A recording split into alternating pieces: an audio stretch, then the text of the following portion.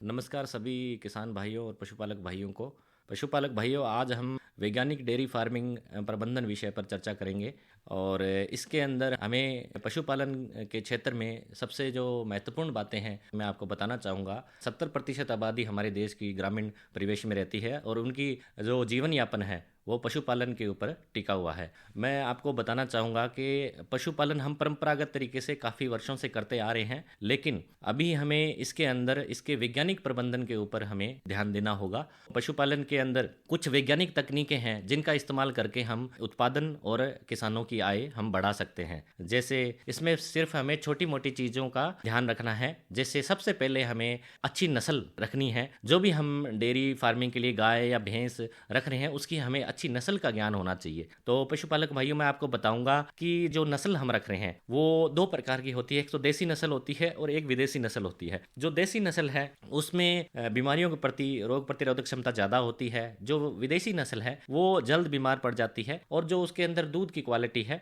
वो भी थोड़ी सी इसकी तुलना में अच्छी गुणवत्ता नहीं है। जो हमारी देसी नस्ल की गाय हैं वो डिजीज रेजिस्टेंट है, बीमारियां कम लगती है। दूसरा, उनमें जो दूध की गुणवत्ता है वो विदेशी गायों की तुलना में अच्छी है। A2 क्वालिटी का जो दूध है उसमें पाया जाता है। इसके अलावा जो देसी और विदेशी नस्ल में अंतर है उसमें मैं आप लोगों को बताऊंगा पशुपालक भाइयों। जो हमारी देसी नस्ल है उसके ऊपर जो हम्प है, थुई है, वो काफ़ी विकसित होती है। और जो विदेशी नस्ल की जो रीढ़ की हड्डी है एकदम सीधी होती है, सपाट होती है, उसके ऊपर थुई या हम्प नहीं पाया जाता है। इसके अलावा जो गलकंबल है जो हमारी देसी नस्लों का काफ़ी विकसित होता है और विदेशी नस्ल की गायों में गलकंबल इतना विकसित नहीं होता। और जो सींग है, हमारी देसी नस्लों गायों के सींग भी काफ़ी बड़े होते हैं और जो विदेशी नस्ल के जो सींग हैं उनके इतने विकसित नहीं होते। और पशुपालक भाइयों, ये तो अंतर हो गए। बाकी हम जो देसी गायों की नस्ल की बात करें तो हमारी जो देसी गाय हैं जैसे राठी हैं, थारपारकर है, साहिवाल है, कांकरेज हैं, हमारे राजस्थान में, हमारे प्रदेश में ये गाय की नस्लें पाई जाती है।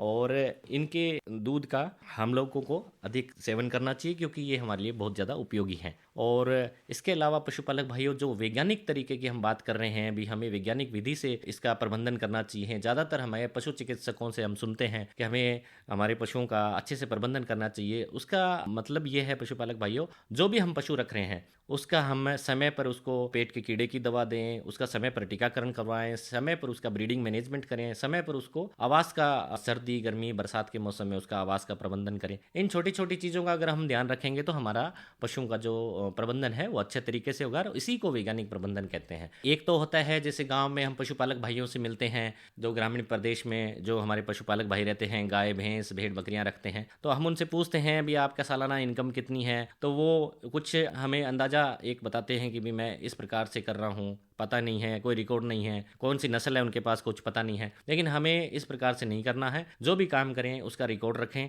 हमें डेयरी फार्म कर रहे हैं तो उसका हमें रिकॉर्ड होना चाहिए। हम कौन सी नस्ल रख रहे हैं उसका हमें ज्ञान होना चाहिए। इसके अलावा हमें उनका ब्रीडिंग मैनेजमेंट अच्छे से करना है। जो हमारे ग्रामीण परिवेश के अंदर जो सबसे मुख्य समस्या है वो पशुओं में बांझपन की समस्या है। अब ये ब्रीडिंग मैनेजमेंट के अंदर ये आती है कि हमें बांझपन का किस प्रकार से निवारण करना है। एक तो पशुपालक भाइयों, मैं सभी पशुपालक भाइयों से निवेदन करना चाहूँगा कि जब आपका पशु हीट में आता है, पशुपालक भाइयों इस हीट का मीनिंग ये है कि पशुओं के अंदर जब यौवन अवस्था आती है, जैसे गायों के अंदर 18 महीने से 24 महीने के अंदर हमारी जो देसी नस्ल की गाय है वो यौवन अवस्था में आ जाती है। उसके बाद में वो हर 21वें दिन पशु हीट में आता है। जैसे ही पशु हीट में आए तो उस समय पशुओं को कृत्रिम गर्भाधान करवा सकते हैं या फिर नेचुरल मैटिंग करवा सकते हैं। और उसमें पशुपालक भाइयों हमें इस चीज़ का ध्यान रखना है कि कृत्रिम गर्भाधान तकनीक जो हमें भारत सरकार द्वारा, राज्य सरकार द्वारा इसको बढ़ावा दिया जा रहा है, उसे हमें अपनाना चाहिए क्योंकि अच्छी गुणवत्ता का जो सीमन है वो हमारी गायों को गर्भित करने के लिए काम में आ सके। और दूसरा, हमारे जो पशुपालक भाई हैं कई बार फुराव की समस्या बोलते हैं कि हमारे गायों में फुराव की समस्या आती है, ठहरती नहीं है गाय, हीट के अंदर आ नहीं रही, गाय बोल नहीं पा रही है। तो इस प्रकार के भी लक्षण पशुओं में कई बार दिखाई देते हैं। तो उसका हमें नज़दीक के पशु चिकित्सक से जरूर संपर्क रखना चाहिए। दूसरा, अपने पशुओं को मिनरल मिक्सचर जरूर खिलवाएं क्योंकि जो मादा पशु हैं उसके जो अंडकोश हैं उनके विकसित करने के लिए कुछ विटामिन और मिनरल्स की जरूरत होती है, खनिज लवणों की जरूरत होती है, जो हमें मिनरल मिक्सचर जो पाउडर आता है, खनिज मिश्रण, उससे हमें पूर्ति होती है। जिससे क्या है, हमारा पशु यौवन अवस्था में भी जल्दी आता है और दूसरा, हमारे पशुओं को बांझपन की समस्या भी नहीं नहीं रहती है। इसके अलावा आपका पशु 21वें दिन हीट में आए, बोलने लगे, तो थोड़ा सा इस चीज़ का ध्यान रखें कि आपका पशु एला गिर रहा है, बच्चेदानी में से जो उसके पानी गिर रहा है वो किस प्रकार का है, वो मटमैला रंग का है या फिर पारदर्शी है, कांच जैसा साफ है, तो इस चीज़ का आप ध्यान रखें। अगर वह कांच जैसा पारदर्शी है तो इसका मतलब कोई संक्रमण नहीं है बच्चेदानी में, नहीं तो हमारे पशुओं में क्या होता है, संक्रमण हो जाता है बच्चेदानी के अंदर, जिसकी वजह से हमारा पशु ठहर नहीं पाता और हमें फिर नजदीक के पशु चिकित्सक को बुलाकर उसकी सफाई करवानी पड़ती है। उसके बाद में पशु को एक हीट छुड़वाकर फिर अगली हीट में हमें उसको गर्भित करवाने के लिए हमारे डॉक्टर से हमें संपर्क करना पड़ता है। इस चीज का ध्यान रखें। दूसरा, अपने पशुओं को गली के अंदर कोशिश करें कि नहीं छोड़ें, क्योंकि गली में पशुओं को छोड़ने से हमें काफी नुकसान होता है। गली के बैल से अगर क्रॉस हो जाता है तो बहुत सारी जो विनेरियल जैसे जो सेक्सुअली जो ट्रांसमिट होती है डिजीज, तो वो भी होने का खतरा रहता है, जिसमें ब्रुसेलोसिस है, ट्रिप्नोसोमियासिस है और ट्राइकोमोनासिस है। तो ये इन्फेक्शन है, संक्रमण है जो हमारे पशुओं को हो जाते हैं गली के बैल से। तो अच्छी नस्ल का हो और कोई अगर प्राकृतिक रूप से किसी पशुपालक ने भाई ने पाला हुआ है जिसका रिकॉर्ड है तो उससे आप करवा सकते हैं, अदरवाइज गली के बैल से ना करवाएं। और उससे हमारे गली में छोड़ने से पशु को कोई लोहे की कील है या फिर कोई फॉरेन बॉडी कुछ भी पशु खा लेता है तो उससे भी उसके पेट में संक्रमण होने का खतरा रहता है, पशु की जान को भी खतरा रहता है। और इसके अलावा पशु पॉलीथीन खा लेते हैं, उसका भी नुकसान होता है। तो इस चीज़ से हमें बचना चाहिए। और कृत्रिम गर्भाधान तकनीक है जो सरकार द्वारा चलाई जा रही है, उसका हमें ज़्यादा से ज़्यादा फायदा उठाना चाहिए। और इसके अलावा पशुपालक भाइयों, ये वैज्ञानिक तरीके के अंदर हम तीसरा पॉइंट ये देखेंगे कि उनके हाउसिंग मैनेजमेंट और फीडिंग मैनेजमेंट कैसा करना चाहिए। आवासीय प्रबंधन के अंदर हमें पशुपालक भाइयों देखना है कि जिस प्रकार से हमें सर्दी लगती है, गर्मी लगती है,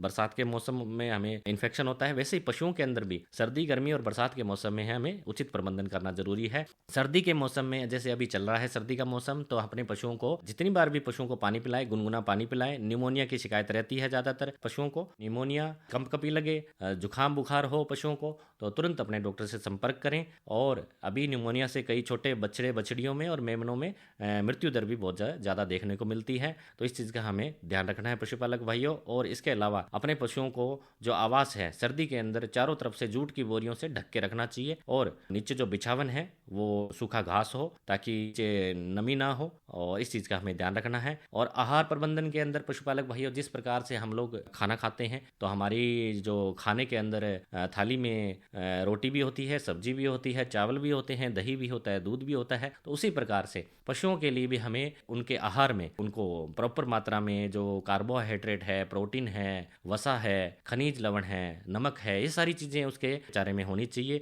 जैसे हम लोग क्या करते हैं ग्रामीण परिवेश में, गायों को हरा चारा तूड़ी दिया और बाटे में खली दे दी, तो हम सोचते हैं कि उसका काम हो गया, लेकिन हमें ऐसे नहीं करना। उसको संतुलित आहार देना है। संतुलित आहार के अंदर जैसे ग्रामीण परिवेश में पुराने जमाने में जैसे देते थे, हारे के ऊपर पूरी रात 6 से 8 घंटे उसको सेक कर, आप घर पे भी बना सकते हो। मैं आपको बता देता हूँ, 30 किलो मक्का, 2 किलो सरसों की खली, सोयाबीन की भी ले सकते हो, मूंगफली भी ले सकते हो, और 2 किलो मक्का और 2 किलो चना, और इसके अलावा 7 से 8 किलो आप मेथी भी ले सकते हो जो दूध उत्पादन उसका बढ़ाता है, वैज्ञानिक रिसर्च के अंदर पता चला है, और 2 किलो मिनरल मिक्सचर खनिज लवण और 1 किलो नमक। तो ऐसे करके 1 क्विंटल आपका आहार तैयार हो जाता है और वो पशुओं को खिलाएं तो सबसे उचित है। इसके अलावा रेडीमेड मार्केट के अंदर भी, बाजार में भी मिलते हैं, वो भी आप यूज कर सकते हैं। अपने पशुओं को ये संतुलित आहार देंगे तो पशुओं की यौवन अवस्था समय पर आएगी, पशु गाभिन समय पर होगी और हमें उत्पादन भी अच्छा मिलेगा। और आहार प्रबंधन में ये वैज्ञानिक प्रबंधन कर सकते हैं पशुपालक भाइयों। और सबसे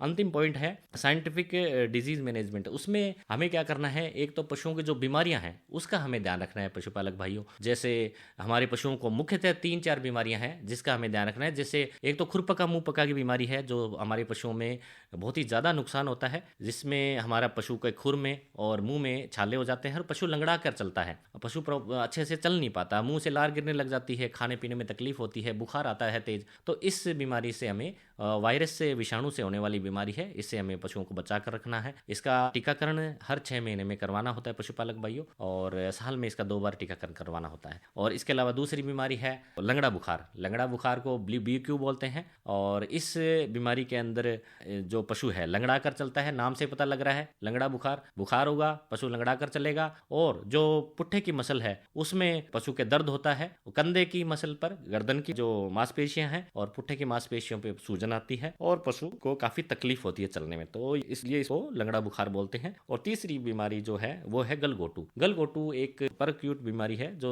तुरंत पशु की डेथ हो जाती है और 72 घंटे के अंदर अंदर पशु मर जाता है। गले के आसपास सूजन होती है, नाम से पता लग रहा है भी गलघोटू, गले में सूजन होती है, पशु को सांस लेने में तकलीफ होती है, जीभ बाहर आ जाती है पशु की और दम घुटने की वजह से पशु की मृत्यु हो जाती है। तो इन तीनों बीमारियों का एक ही टीका आता है पशुपालक भाइयों, जिसका नाम है ट्राइवेक। ट्राइवेक वैक्सीन लगवाकर आप अपने पशुओं को बचा सकते हैं। वैक्सीनेशन से आप अपने पशुओं को बचा सकते हो। जैसे कोरोना में हम लोग वैक्सीनेशन करवाते थे, टीकाकरण करवाते थे, वैसे ही अपने पशुओं को हम इन बीमारियों से बचा सकते हैं। और एक पशु के ऊपर टीकाकरण का 30 रुपए का खर्चा आता है। तो हमें इन चीज़ों को अपनाना चाहिए पशुपालक भाइयों, और समय पर पेट के कीड़े की दवा भी देनी चाहिए पशुओं को। हर 3 महीने में पशु को पेट के कीड़े की दवा देनी है खाली पेट। और इसके अलावा आप अपने पशुओं का अच्छे से ध्यान रखें पशुपालक भाइयों, उचित प्रबंधन करें। वैज्ञानिक तकनीकों में मैंने जो आपको पॉइंट बताए हैं, अच्छी नस्लें रखनी है और उनका ब्रीडिंग मैनेजमेंट मतलब उनका प्रजनन की प्रबंधन अच्छे से करना है। उनके सर्दी गर्मी बरसात में हाउसिंग का अच्छे से मैनेजमेंट करना है। इसके अलावा आहार प्रबंधन और उनकी बीमारियों का, ये हमें अच्छे से करना है पशुपालक भाइयों। और